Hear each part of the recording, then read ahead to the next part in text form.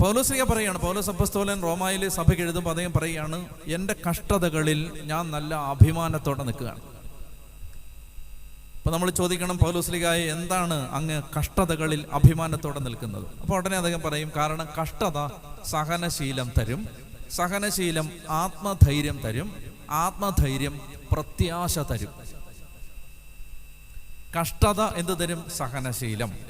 സഹനശീലം എന്ത് തരും? ആത്മധൈര്യം. ആത്മധൈര്യം എന്ത് തരും? പ്രത്യാശ. അപ്പൊ കഷ്ടത 1, സഹനശീലം 2, ആത്മധൈര്യം 3, പ്രത്യാശ 4.